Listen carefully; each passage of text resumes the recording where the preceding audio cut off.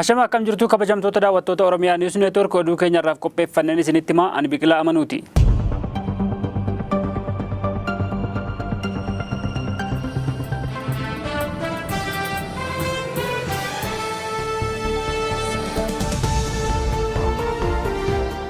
Luba Balaa Mokonnon dabalatee namoota 5 irratti abbaan alangaa federaalaa himata banuun dhagahame. Miseensa mana lubummaa waliigalaa Ortodoksii Tawaahidoo Itoophiyaa kan ta'an Luba Balaa Mokonnonii fi namoota biroo 5 irratti yakka waliin dha'uutiin himanni irratti banamuun gabaafameera. Namoonni lubicha waliin yakka waliin dha'uutiin himataman Iyyaasuu Indaalee, Barakat Mulaatu, Alamganaa Saamu'eelii fi hojii gaggeessaa waldaa aksiyoona dhuunfaa Nimoona obbo Abarraa Margaa jedhamu. Himatamtoota kana keessaa obbo Alamganaa Saamu'eelii fi obbo Abarraa Margaa haga yoonaatti to'annoo poolisii jala hin oolfamne jedhameera. Namoonni kaan sadan garuu to'annoo poolisii jala akka jiranis beekameera. Akka himannaa abbaa alangaarraa hubachuun danda'ametti namoonni kunneen nagahee kaffaltii sobaa qopheessuudhaan maallaqa daddabarfachuuf yaalaniiru jedhamanii himataman. Yaaliin maallaqa daddabarfachuuf taasifame kun mooraa gamtaa Afrikaa keessatti kan argamu keessatti yommuu ta'u, lubni Balaa Mokonnon ammaan dura mana murtiitti yommuu dhiyaatanitti gowwoomfamanii bakkicha akka geeffaman dubbatanii turan. Lubichi baankii mooraa gamtaa Afrikaa keessatti argamurraa maallaqa doolaara miliyoona 6 gara namoota 3tti daddabarsuuf utuu yaalanii poolisii federaalaa fi humnoota tikaatiin to'annoo jala akka oolfaman gabaafamee ture. Himanni namoota kana irratti baname barreeffamaan dubbifamuudhaan murteen akka kennamuuf manni murtii beellama bira qabateera. Hidhattoonni TPLF 200 ol ta'an hidhannoo akka hiikkataniif hojjetamaa akka jiru ibsame. Tibba kana magaalaa Maqaleetti haala hidhattoonni Tigraay hidhannoo hiikkatanii gara hawaasaatti makaman irratti mariin gaggeeffamuusaa dhaga'ameera. Marii bakka buutonni mootummaa federaalaa kan bulchiinsa yeroo Tigraay fi Koreen gamtaa Afrikaa jiranitti jalqaba torban kanaatti gaggeeffame kanaan hidhattoonni TPLF 200 ol ta'an hunduu hidhannoo akka hiikkatanii fi haala hojiirra oolmaa isaa irratti wal hubannoo irra ga'amuusaa koomishiniin haaromsa biyyoolessaa beeksiseera.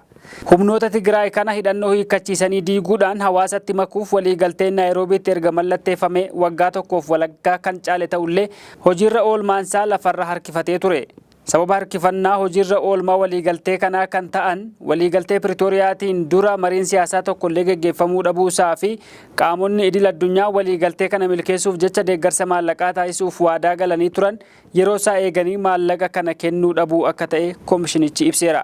Koomishinichatti ittaanaa koomishineraa obbo Tasfaalem Yihiida goobeeffatee BBC'n akka gabaasetti hidhattoota TPLF kanneen ammallee hidhannoo hin hiikkatiin jiran 200 fi 74,800 kan ta'an hidhannoo hiikkachiisuu fi hawaasatti makuuf waliigaltee irra ga'ameera. Haala hojiirra oolmaa isaa irratti humnoota siyaasaa fi waraanaa TPLF waliin mari'ataa akka jiruu fi bu'aan marii kanaa mootummaa federaalaaf dhiyeessee yeroo dhiyootti akka hojiitti hiikamu gochuuf hojjetamaa akka jirus koomishinichi hubachiiseera. Bu'uura waliigaltee Pretooriyaatiin hidhattoonni Tigraay kun caasaa mootummaa federaalaa jalatti kan hammataman akka jiranii fi leenjiin barbaachisu kennamee fi akka diigaman koomishinichi akeekeera. Hidhattoota TPLF hidhannoo hiikkachiisuu fi humnoota Amaaraa fi Eertiraa Tigraay keessaa baasuun wal duukaa kan raawwatamu ta'uu sanada waliigaltee Pretooriyaa irratti ibsameera. Lixa Tigraay keessaa hidhattoota Amaaraa baasuun torbanoota darbe hojjetamaa akka ture gabaafamaa ture. Bakkoonni lola Tigraay booda naannoo Amaaraa jalatti hammatamanii turan caaseffamni bulchiinsa isaa hunduu diigame buqqaatonni gara qe'eetti akka deebi'aniif hojjetamaa akka jiru bulchiinsi yeroo Tigraay ibsee ture. Mootummaan federaalaa bakkoota kanatti humna waraanaa bobbaasee to'ataa akka jiru ni beekama. Haa ta'u malee humnoota Eertiraa Tigraay keessaa baasuu irratti haga ammaatti wanti ifatti beekamu hin jiru.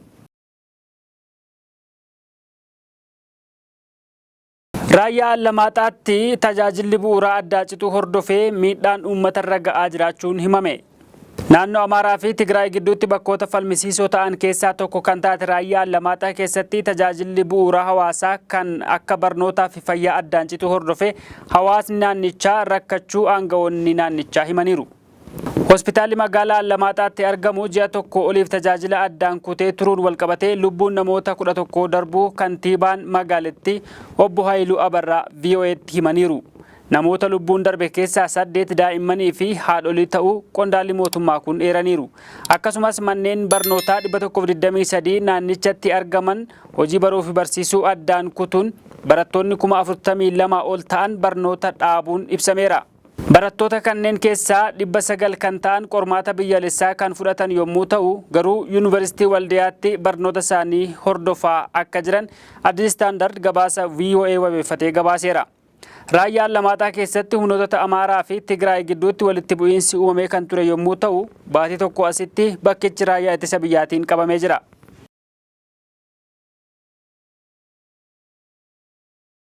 Ganna baranaatti bokkaan ulfaataan roobuu akka danda'u raagni haala qilleensaa agarsiise.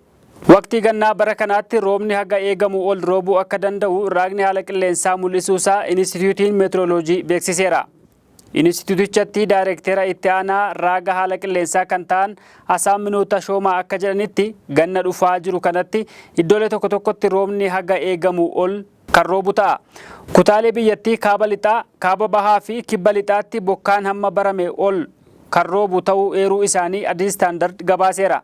Akkasumas ji'oota adoolessaa fi hagayya keessa hammi bokkaa roobuu kan baratame ol akka ta'u dubbachuu isaanis gabaasichi eereera. Kutaa kibba lixa biyyattiitti bokkaan dursee kan eegalu yoo ta'u, ji'a walakkaa fulbaanaa booda hammi roobaa kan irratti ta'aa jedhameera. Kutaaleen kibba bahaa garuu darbee darbee roobanii argatus jedhamee jira. Mariin jaarmiyaa maallaqaa addunyaa fi mootummaa Itoophiyaa gidduu jiru fooyya'insa agarsiiseera jedhame. Erga bara 2021 mootummaan Itoophiyaa yeroon kaffaltii liqaa irra jiru naaf haa dheeratu, liqaan biraas naaf haa kennamu jedhee jaarmiyaa maallaqaa addunyaa, baankii addunyaa fi biyyoota liqaa irraa qaban gaafate as mariin haga ammaatti osoo adda hin citiin ittuma fufeera. Mariin sun Finfinnee fi Waashingtan DC'tti akkasumas toora intarneetaatiin mootummaa Itoophiyaa fi jaarmiyaa maallaqaa addunyaa gidduutti deddeebi'ee taasifameera. Itoophiyaan yeroon kaffaltii liqaa naaf haa dheeratu kan jedhuun cinatti jaarmichi doolaara biiliyoona 3.5 akka liqeessuufis gaafatteetti. Jaarmichi ammoo doolaaraan sharafa birrii gad buusii kan jedhu haal dureen ka'aa turuun mariin sun osoo hin milkaa'in akka yoona ga'u taheera. Dubbii himtuu jaarmiyaa maallaqaa addunyaa kan ta'an aadde Juulii Koozak mariin qondaalota mootummaa wajjin taasifamaa jiru fooyya'insa akka agarsiiseeru kamisa dheengaddaa ibsaniiru.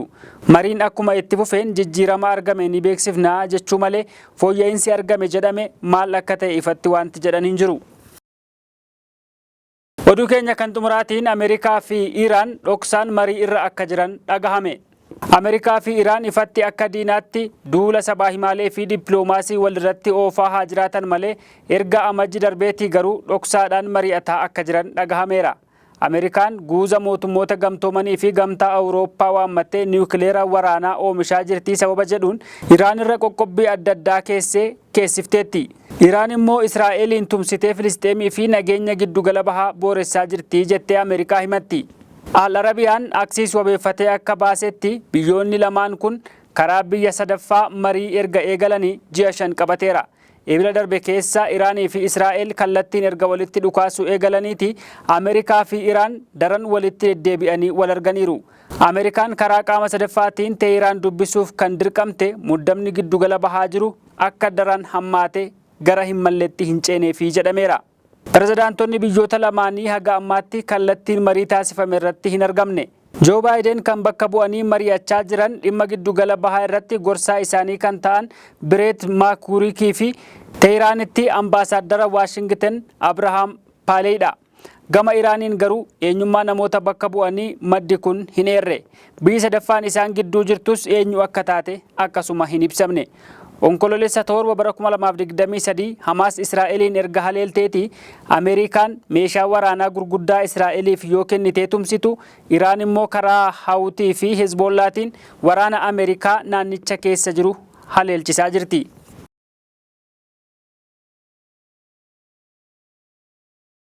Egaan kabajamoo daawwattoota Oromiyaa Niwus Neetwork oduun keenyaarraaf qopheeffanne kana gammaati nagaan.